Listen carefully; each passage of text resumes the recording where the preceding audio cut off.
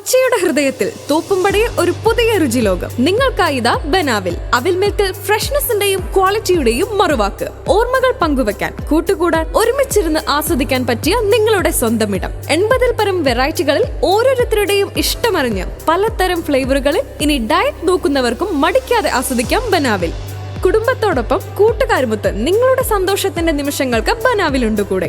അവിൽ മിൽക്ക് മാത്രമല്ല, കൂടെ കഴിക്കാൻ ചൂടൻ മോമോസും ചിക്കൻ റാപ്പും ഫലൂഡകളും വിവിധ തരം ഷേക്കുകളും. ഇന്ന് തന്നെ വരൂ ബനാവിൽ, PT Jacob road, Thoppumpady, Kochi. Vidyarangam Kalasahithyavedi Mattancherry ഉപജില്ലയുടെ സർഗോത്സവം 2025-26 നടന്നു. വിദ്യാരംഗം കലാസാഹിത്യവേദി മട്ടാഞ്ചേരി ഉപജില്ലയുടെ സർഗോത്സവം 2025-26 GAHS ഇടക്കൊച്ചിയിൽ വെച്ച് ഡിവിഷൻ കൗൺസിലർ അഭിലാഷ് തോപ്പിൽ ഉദ്ഘാടനം ചെയ്തു.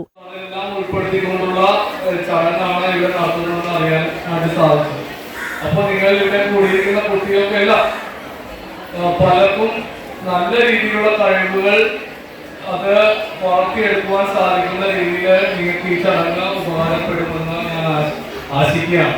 ഈ ചടങ്ങിലൂടെ എത്തിയിരിക്കുന്ന എല്ലാ പ്രിയപ്പെട്ട വിദ്യാർത്ഥികളെയും ഞാൻ നവസരങ്ങൾക്ക് വേണ്ടി ഞാൻ നിങ്ങളെ എല്ലാവരെയും ആശംസകൾ അറിയിക്കുകയാണ്. ഈ ചടങ്ങ് വിദ്യാഭ്യാസ ഓഫീസർ സുധാ N അധ്യക്ഷയായിരുന്നു. സാഹിത്യവേദി എന്ന ഒരു സംരംഭം പൊതുവിദ്യാഭ്യാസ വകുപ്പ് ആരംഭിച്ചിട്ടുള്ളത്. നമുക്കറിയാം, ഇതിന്റെ ഏറ്റവും പ്രധാന ലക്ഷ്യം അല്ലെങ്കിൽ ഉദ്ദേശം എന്ന് പറയുന്നത് നമ്മുടെ മാതൃഭാഷയായ മലയാളം അതിന്റെ പ്രാധാന്യം നമ്മളുടെ കുട്ടികളിൽ ഉറപ്പിക്കുകയും മാനുഷിക മൂല്യങ്ങൾ, നമുക്ക് മാതൃഭാഷയിലൂടെയാണ് മാനുഷിക മൂല്യങ്ങൾ വളർത്തുവാൻ നമുക്ക് സാധിക്കുക.